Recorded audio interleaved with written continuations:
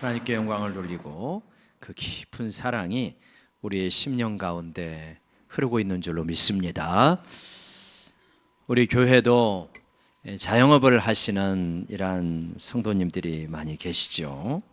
이분들에게 있어서 알바생을 구하는 것은 그렇게 쉬운 일이 아닐 것입니다. 어느 알바생을 구한 사장님의 이야기인데요, 카톡으로 이제 주고받았던 모양입니다. 알바생이 묻습니다. 사장님, 알바생 구하셨어요. 그러니까 사장님이 대답하시기를 몇 개월 일할 수 있나요? 그때 3개월입니다. 우리는 6개월 이상 일할 사람을 구해요. 그러니까 이 친구가 하는 말이, 사장님, 그런 애들 중에는요, 일주일 일하고 그만두는 애 태반이에요. 차라리 저처럼 3개월 확실히 일할 사람이 더 나아요. 상당히 애가 똑똑한 거죠. 그러니까 면접 보러 오세요. 그래갖고 이제 면접을 보러 왔대요. 그리고 나서 이제 일주일을 일하고 카톡이 왔는데, 사장님, 죄송합니다. 집에 일이 생겨서 그만두겠습니다. 급여는 계좌로 넣어주세요. 이렇게 카톡이 왔다 그래요. 약속을 너무나 쉽게 저버리는 거죠. 혹시 우리 성도님들 가운데 이런 알바나 이런 데 약속을 한다면 아무튼 최대한 지키려고 애를 쓰셔야 그게 그리스도인다운 모습이다, 이렇게 볼 수 있겠죠. 우리가 이번 주에 이제 남북 정상이 만나서 중요한 약속들을 했습니다. 그런데 그 약속이 잘 이루어지기를 원하는 마음이 우리 가운데 간절한 거예요. 근데 우리가 보아온 거예요. 우리 남한도 그런 적이 있지만 북한은 훨씬 많죠. 자기들의 정권 유지에 도움이 되겠다 싶으면 약속을 손바닥 뒤집듯이 쉽게 뒤집어버리는 그런 것을 우리가 너무 많이 보아하지 않았습니까? 그렇게 되어진다면 얼마나 그것이 서로에게 비참한 것이고 또 불행한 결과를 가져올 것인가, 우리는 생각하게 되어지죠. 그리스도인들은 약속을 쉽게 하지도 말아야 되지만 일단 약속을 했다면 지키려고 부단히 씨름하는 것이 그리스도인들의 모습이어야 됩니다. 그걸 훈련해야 되죠. 왜냐하면 근본적으로 그리스도인이라는 것 자체는 약속의 사람들입니다. 하나님과 우리와의 관계는 약속에 근거하고 있죠. 이 약속을 성경적인 용어로 뭐라고 그러냐면 언약이라고 부릅니다. 하나님께서 아브라함과 언약을 맺고 다윗 왕과 언약을 맺고 이스라엘과 언약을 맺었습니다. 예수 그리스도를 통하여서 우리와 언약을 맺은 거죠.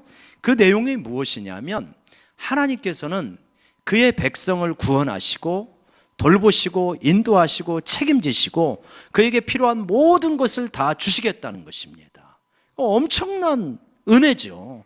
이게 하나님께서 언약을 맺은 그의 백성들에게 주시는 내용입니다. 그런데 그러면 그 다른 한편의 언약을 맺은 우리들 이스라엘 백성들은 무엇을 하면 되느냐? 그냥 하나님만 섬기면 되는 거예요. 다른 신에게는 눈을 주지 않고 오직 하나님만 섬기면 되는 겁니다. 언약의 대표적인 예가 결혼이라든가 강대국과 약소국 간의 약속 언약, 그런 게 있는 거죠. 그래서 뭐 결혼이 그렇지 않습니까? 그래서 어떤 아가씨가 있는데 진짜 좋은 신랑 하나 만나면, 그래서 그 신랑만 사랑하면 모든 걸 다 주는 거예요. 월급 봉투도 통째로 갖다 주고 집도 지켜주고 쓰레기 봉투도 갖다가 버리고 뭣도 받고 뭐 픽업도 해주고 다 해줘 버리는 거예요. 원하는 건 하나밖에 없어요. 당신은 나만 바라보아라, 이겁니다. 쉽게 말하면 언약이. 근데 하나님께서 이렇게 그의 백성과 언약을 맺을 때 어떻게 맺었냐면 짐승을 잡아서 맺습니다. 짐승을 잘라가지고 가운데를 쪼개가지고 양쪽으로 이렇게 놓게 되어집니다. 그러면 짐승을 잘라서 가운데를 쪼갰습니까? 가운데는 뭐가 흐르고 있는 겁니까? 핏자국이 있잖아요. 거기에 언약을 맺은 두 사람이, 언약 당사자가 그 핏자국을 이렇게 발로 밟으며 가는 것입니다. 그게 무슨 상징적 의미가 있겠습니까? 당신과 나는 이 언약을 맺는데 무엇을 걸고 언약을 맺는다? 목숨을 걸고 생명을 걸고 언약을 맺는다. 우리 가운데 누구라도 만약에 이 언약을 이기면 이 언약을 어기면 자기의 피를 이처럼 이 짐승처럼 흘려야 된다, 그런 의미입니다. 그러니까 하나님께서 그렇게 자신의 핏값을 주고 핏값을 지불하며 언약을 맺은 거예요. 그것이 나타난 것이 어디입니까? 십자가입니다. 하나님의 아들이 이 땅에 오셔서 십자가에서 피를 흘리시면서 나는 너희와 언약을 맺고 이 언약을 끝까지 지킨다, 내 생명을 이미 바쳤다, 그러니 너희도 어떻게 해라? 너희도 이 언약에 충실해라. 예수를 믿으려면 어떻게 하느냐? 누구든지 나를 따르려거든 자기를 부인하고 날마다 자기 십자가를 지고 나를 쫓아라. 자기 십자가를 지고 쫓는다고 하는 것은 뭐냐면 너의 생명을 바치는 마음으로, 목숨을 건 마음으로 나를 따라와라. 그게 언약입니다. 그러니까 내가 편할 때 맺고 불편해지면 어기는 게 아니라 나는 어떤 일이 있어도 하나님만을 쫓겠습니다, 예수님만을 따르겠습니다, 이게 언약을 맺는 것이죠. 참 이런 이 언약을 맺는 그러한 모습을 보면 오늘날 우리가 이 신앙생활을 하는 것이 때로는 너무 헐렁하게 이렇게 우리가 하나님을 믿는 것이 아닌가, 이런 생각을 할 때가 많죠. 우리 옆 사람 바라보면서 한번 권면합시다. 예수 똑바로 믿읍시다. 예수님은 목숨을 주셨잖아요. 하나님은 핏값으로 언약을 맺으신단 말이에요. 그러니 너희들은 어떻게 해야 되겠느냐? 나는 은혜로 모든 것을 주는데 너희들은 어떻게 해야 되겠느냐? 그러니까 우리가 이 세상에서 먹고 살기 위하여서, 성공하기 위하여서 정말 물불 가리지 않잖아요. 새벽부터 밤늦게까지 일하잖아요. 왜냐? 이 땅에서 몇십 년 편하게 살려고, 몇 년 편하게 살려고 그런 겁니다. 근데 하나님을 진짜 우리가 믿는가? 하나님을 믿으면서 하나님께서 영원한 생명을 우리에게 주신다는 것을 정말 믿느냐 말이에요. 정말 믿는다면 영원한 차원의 생명이 있고 우리가 죽고 하나님 앞에 가서 천국에서 영생을 누리며 살아간다고 한다면 우리가 하나님을 헐렁하게 믿지 못하죠. 그냥 내 마음 조금 수양하듯이 믿을 수 없죠. 정말 나의 이 모든 것을 다해서 내가 이 하나님을 믿어야 되겠구나, 이렇게 다짐하지 않을 수 없는 거예요.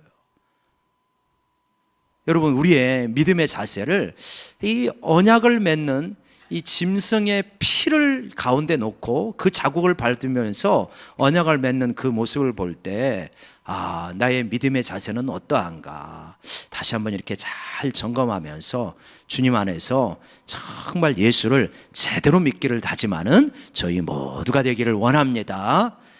그렇게 제대로 믿지 않는 부분들은 굉장히 우리에게 큰 손해인 것입니다. 이것처럼 손해가 없어요. 학생 시절에 공부 제대로 하지 않으면 선생님이나 부모님이 뭐라고 합니까? 너 그러다가 후회한다, 나중에 후회한다 그러잖아요. 예수 믿는 생활도 똑같습니다. 힘있고 젊을 때 제대로 믿고 훈련받고 성경 읽고 암송하고 기도해야지 나중에 시간이 지나면 후회합니다. 그래서 예수님께서는 뭐라고 그러냐면 나중에 이 종말의 시간에 바깥 어두운 데서 이를 갈고 있으리라. 기가 막히게 후회한다는 거예요. 이게 무서운 경고인 것입니다. 하나님은 우리에게 은혜를 주시지만 동시에 경고도 하는 거예요. 병원에 가면 살 길도 주시지만 살 길을 열어주잖아요. 당신 이렇게 해야 된다. 그런데 이제라도 술, 담배 안 끊으면 큰일 난다. 분명히 경고하시잖아요. 우리가 사는 길이에요. 은혜도 있지만 경고도 잘 받아야 되는 거예요. 그게 언약인 것입니다. 그래서 이 언약에 충실한 것이 무엇이냐면 의롭다고 하는 것입니다. 하나님께서 나에게 이 주신 그 언약에 하나님은 충실하세요. 그래서 늘 의로우신 분이에요. 끝까지. 그런데 우리가 그 언약에 잘 충실하게 될 때 어떻게 됩니까? 우리가 의롭다고 말하는 거예요. 3절에 그렇게 말하죠. 그렇게 의로운 언약에 충실할 때 3절에 정의를 지키는 자들과 항상 공의를 행하는 자는 복이 있도다. 그러니까 언약에 충실한 것을 정의와 공의라고 표현을 합니다. 한번 시편 106편 30절 한번 보시겠어요? 30절과 31절에 보면 한 장 넘기시면 있겠죠. 그때 비느하스가 일어서서 중재하니 이에 재앙이 그쳤도다. 비느하스라고 하는 제사장이 일어나서 하나님과 이스라엘 사이를 중재합니다. 그랬더니 재앙이 그쳤대요. 이게 뭔 말이냐면 이스라엘 백성이 모압 지방에 갔는데 모압 사람들하고 음란하게 이 악행을 저지르는 거예요. 그래갖고 하나님이 막 징계를 내리고 있는데도 이 한 족장과 이 모압의 여인이 이 텐트에 들어가 가지고 난잡한 일을 행하니까 비느하스가 의분이 일어나 가지고 창을 들고 가서 남녀를 꿰뚫어 죽이는 엽기적인 사건이 일어납니다. 오늘날 이런 일이 일어난다면 신문에 대서특필되겠죠. 근데 하나님께서 그 행위를 뭐라고 합니까? 31절에 보면 같이 읽어볼까요? 시작. 이 일이 그의 의로 인정되었으니 대대로 영원까지로다. 이 일이 그의 의가 된 거예요. 하나님의 언약에 충실한 것을 하나님께서 의로움으로 여겨주시는 거지, 이 세상적인 기준으로 이렇게 공평하게 나누는 뭐 그런 것을 의롭다고 말하는 게 아니라 그거를 넘어서는 거죠. 하나님 앞에 의로운 것은, 언약에 충실한 것을 의롭다고 말합니다. 여러분, 우리가 이 하나님의 의를 이야기할 때, 하나님 앞에 의롭다고 하는 걸 이야기할 때 이 세상의 기준을 조금 우리가 초월해서 살아갈 수 있는, 그걸 좀 넘어서서 살아갈 수 있는 저희 모두가 되기를 원합니다. 그래서 우리 성도들이 어디 가서도 좀 영광교회 성도들은 참 괜찮다, 이런 이야기를 드려야 되지 않겠습니까?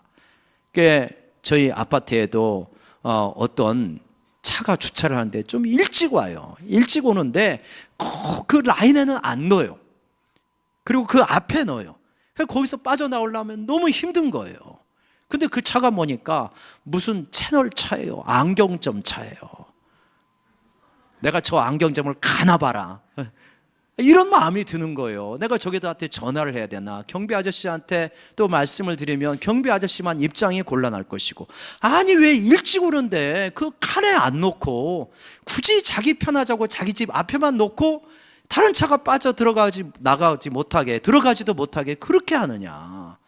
설마 예수 믿는 사람은 아니겠지, 그런 생각은 하지만 아무튼 거기에 있는 무슨 C채널 차예요.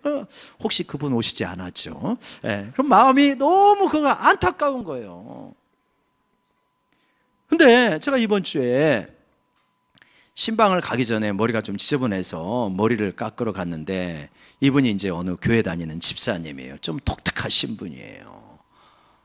그런데 왜 거기를 가냐면 재미가 있어서 가요. 재밌는 이야기를 가끔 하셔가지고.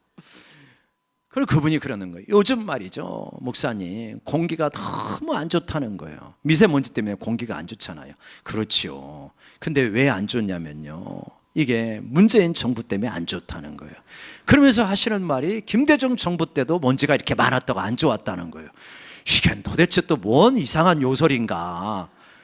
이거 듣고 있다가는 제가 이거 머리가 복잡할 것 같아. 그래가지고 주제를 빨리 바꿨어요.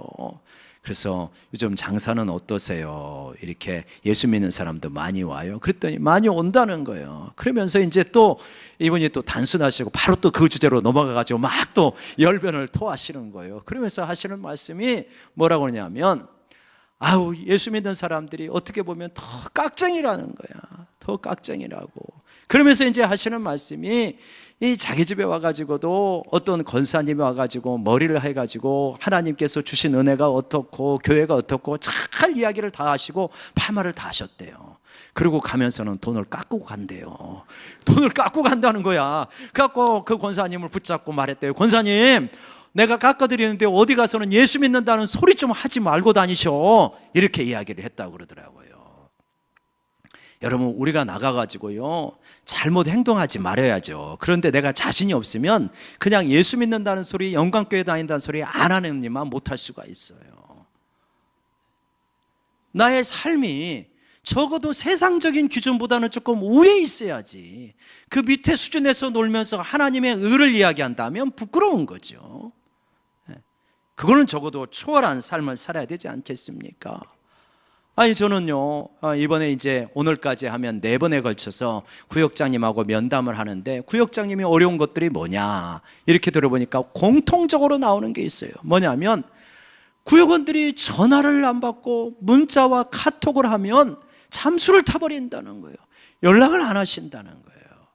아유, 그걸 보면서 너무 안타깝다. 여러분, 인생을 살아가려면요 어려운 말을 잘할 줄 알아야 돼요.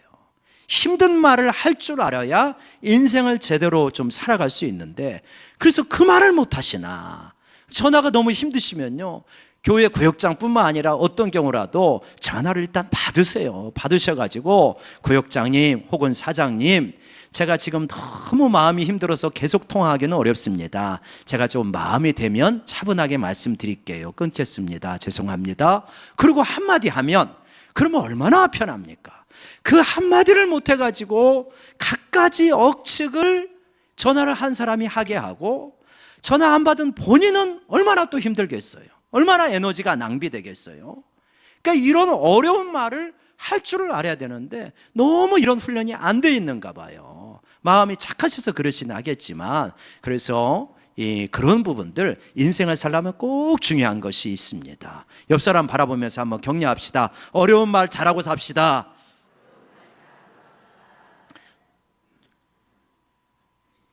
의로움이라고 하는 것은 이런 수준을 좀 넘어서는 거죠. 여기서 말하는 의로움은 하나님과의 언약 관계에 충실하게 되는 것입니다. 이 언약에 충실하게 될 때 어떻다고 하냐면 복이 있다고 말하는 거. 복이 있다고 3절에 그랬죠. 어떤 복이냐? 5절에 나오는데 3가지 복이 있어요.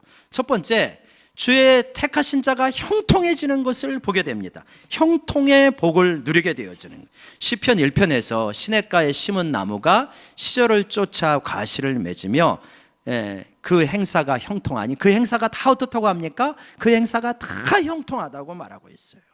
얼마나 멋집니까? 시편 37편 25절에 보면 무슨 말씀을 하냐, 의인에 대해 이야기하면서 내가 어려서부터 늙기까지 의인이 버림을 당하거나 그의 자손이 걸식함을 보지 못하였다, 이렇게 말합니다.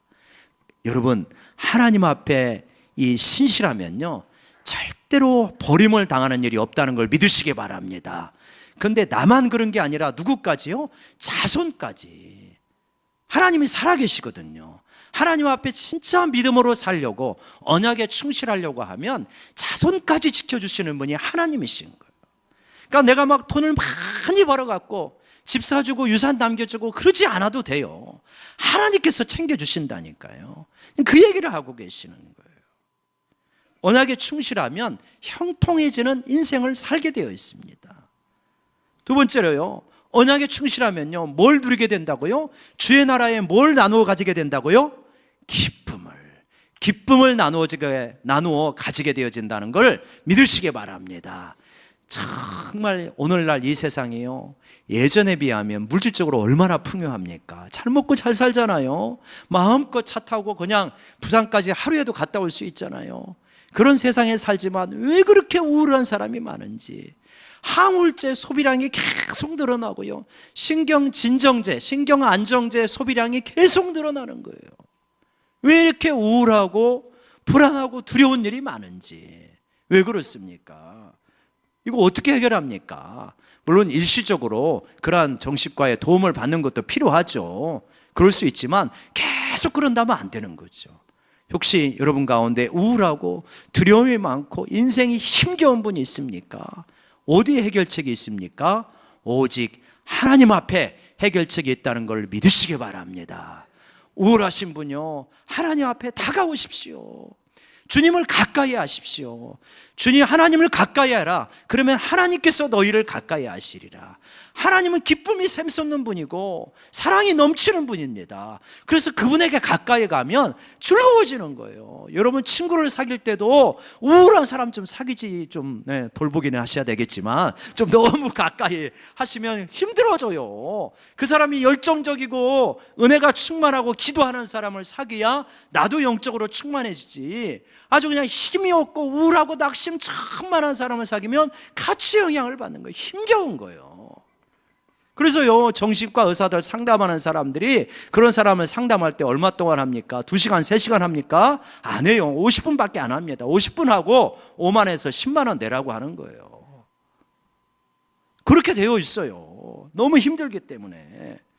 근데 어떻게 하면 이게 사라질 수 있냐? 하나님을 가까이 하면 이상하게 마음이 기뻐져요. 감사해져요.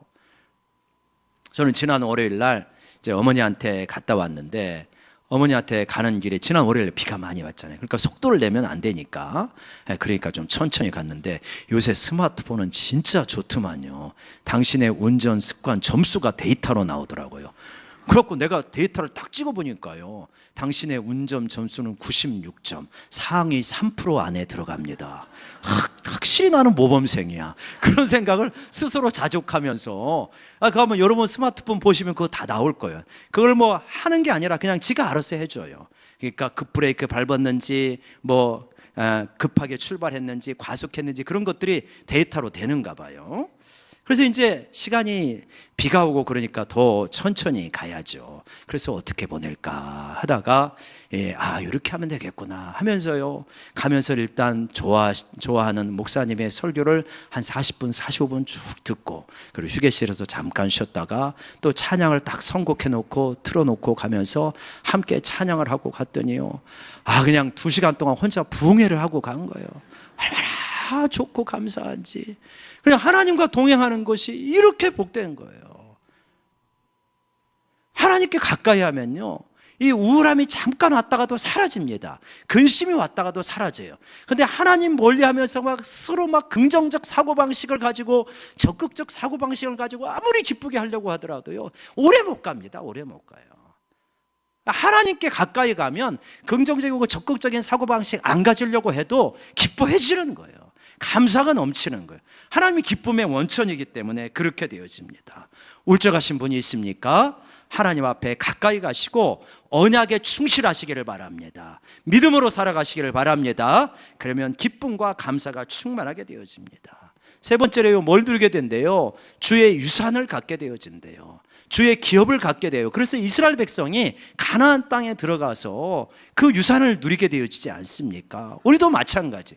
하나님과의 언약에 충실해서, 즉 우리가 믿음으로 온전히 살게 되어지면요, 어떻게 되어지냐면 하나님께서 유산을 주십니다. 우리 유산이 무엇입니까? 온 우주가 우리의 유산이잖아요. 이걸 우리 것으로 누리고 살아가게 되는 거예요. 얼마나 복된 삶인지 모릅니다.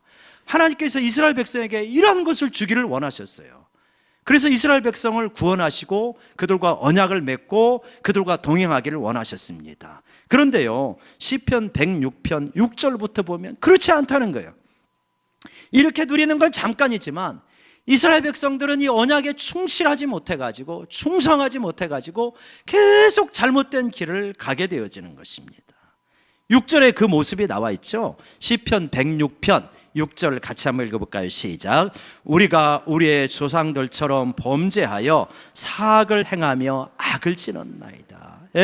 조상들처럼 범죄해가지고요, 사특한 악을 행해가지고요, 얼마나 악을 짓는지 그런 모습들이 쭉 나옵니다. 지도자에게 반역하고, 그리고 불평하고 원망하고 돌아가겠다고 하고, 들어가가지고는 우상을 섬기고, 심지어는 자기의 자녀들까지도 우상 제물로 바치고, 너무 끔찍한 일을 행하는 거예요. 그런 부분이 쭉 나오게 되는데, 우리가 살펴볼 것은 13절 말씀. 왜 그런 일이 있었냐? 106편 13절 말씀 한번 보실까요? 같이 읽어볼까요? 시작. 그러나 그들은 그가 행하신 일을 곧 잊어버리며 그의 가르침을 기다리지 아니하고. 두 가지 잘못을 저지릅니다. 첫 번째는 뭐래요? 잊어버린다는 거예요. 하나님께서 베푸신 수많은 이적들이 있는데 금방 잊어버려요. 사막에서 금방 광야에서 잊어버렸어요. 뭐 했는데요? 그 전까지 하나님께서 애굽에서 10가지 재앙, 초자연적인 재앙과 기적을 보여주시지 않았습니까? 홍해바다를 갈랐잖아요. 광야에서 만나를 주셨잖아요. 목마를 때 마실 물을 주셨잖아요. 다 잊어버렸어요.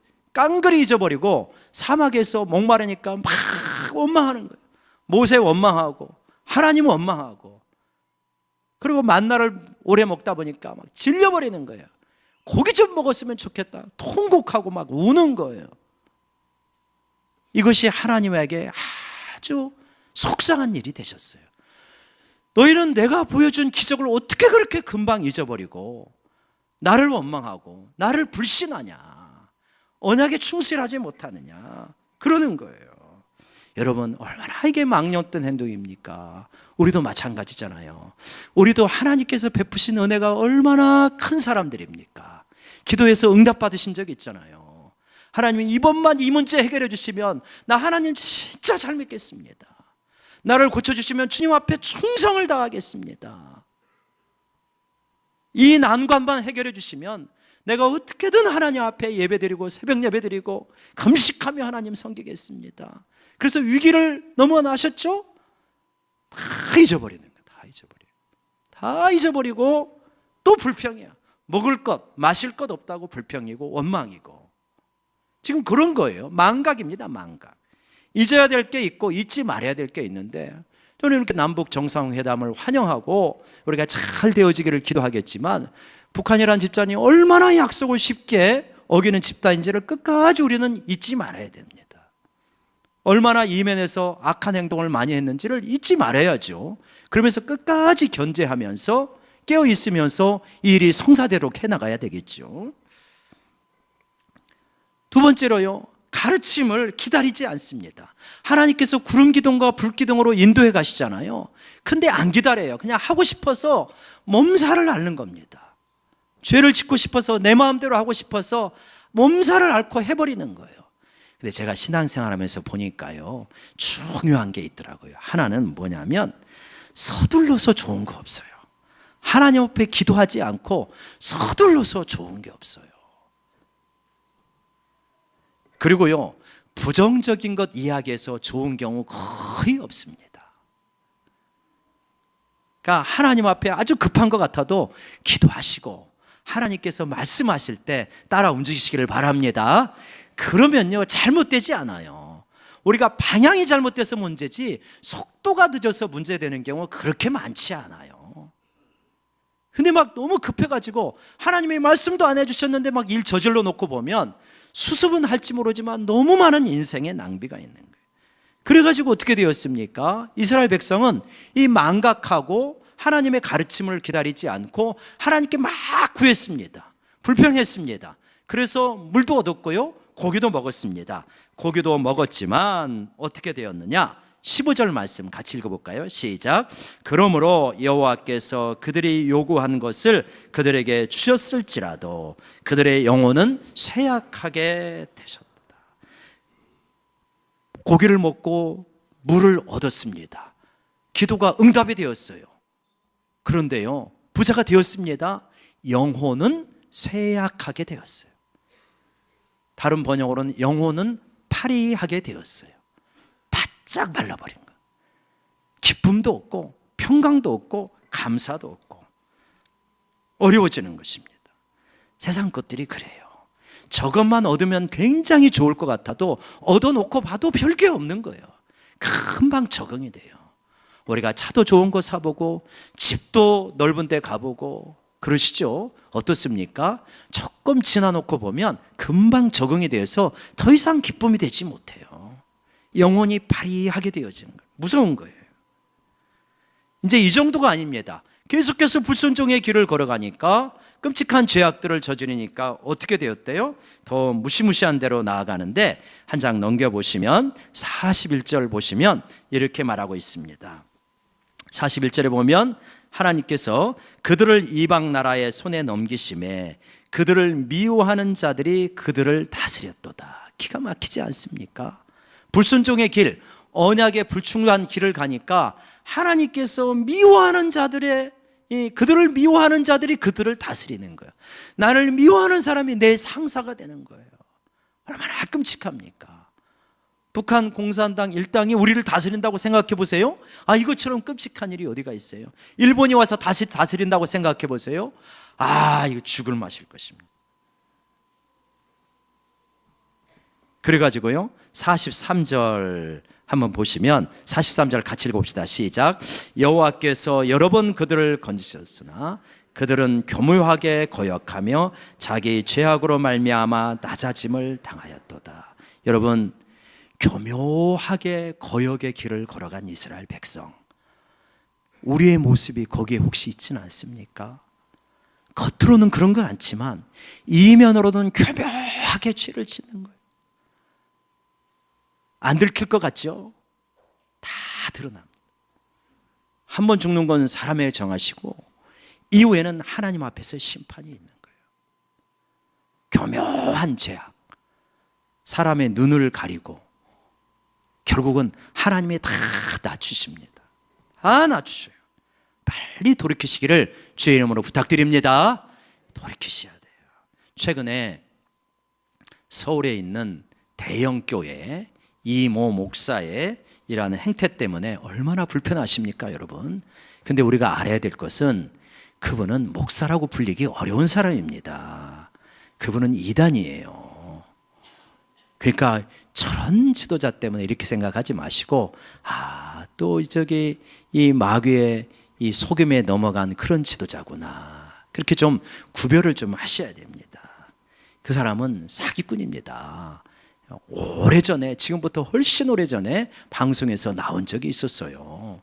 그때 이제 그거 보니까 기가 막히다. 저는 막 너무 선명하게 봐가지고 잊을 수가 없어요. 그분이 뭐냐면 미국에 라스베가스 가가지고 이 빠찡코가 이거 하는 거 있잖아요. 이걸 했던 거 아닙니까? 그때 이제 제가 기억하기에는 MBC PD 수첩인데 그걸 이제 보도를 한 거예요. 그러니까 그분이 성도들 앞에 이런 예배 시간에 이런 거예요. 뭐라고 그러냐면, 우리 교회가 건축하고 부채가 많지 않습니까?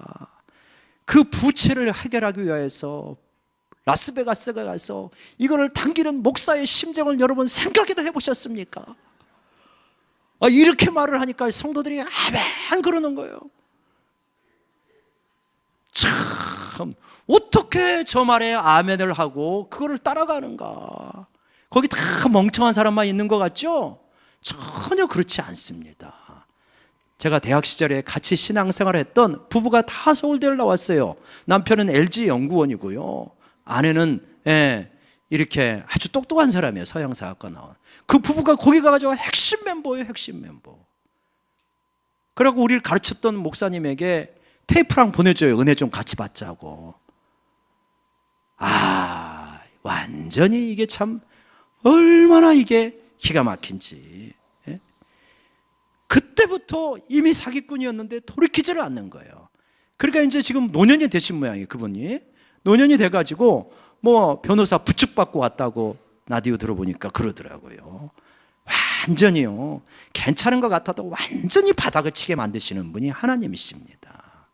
여러분, 언약에 충실하지 못하고 교묘하게 죄를 지으면요, 하나님이 우리를 사랑하셔서 기다려주시기는 하시지만 끝까지 돌이킬 수 있을 때 안 돌이키면 무섭다는 걸 기억하셔야 됩니다.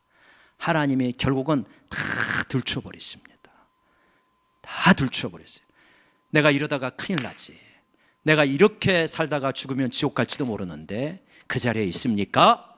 지금 이 시간 하나님 앞에 돌이키는 여러분 되시기를 주의 이름으로 간절히 부탁드립니다.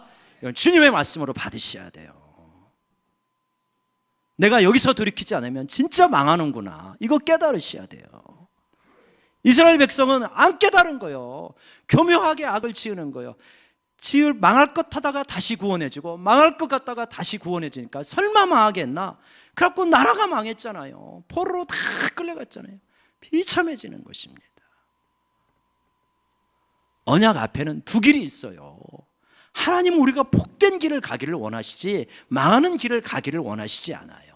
복된 길은 뭐냐면 하나님의 언약 앞에 충실하고, 우리 신약적인 용어로 말하면 온전하게 믿음으로 살고자 씨름하는 것입니다. 그 길은요, 참 복된 길임을 믿으시기 바랍니다. 그 길을 걸어가게 되면 형통해집니다. 기쁨을 여기서 누리게 돼요. 하나님 나라의 기쁨을 이 땅에서 누리게 되어집니다. 영원한 유산, 하나님 나라를 유업으로 받게 되어집니다. 반대로요, 언약에 불충하고 교묘하게 죄를 짓고 자꾸만 딴짓하고 그러면 그 종말이 너무 어려워집니다. 고통스러워집니다. 비참해집니다. 인생을 완전히 송두리째 낭비하게 되어집니다. 사랑하는 여러분, 우리는 하나님 앞에 언약에 충실하고 믿음으로 살아가서 참 복된 삶을 누리는 우리 모두가 되시기를 주의 이름으로 축원합니다. 축원합니다. 기도하십시오.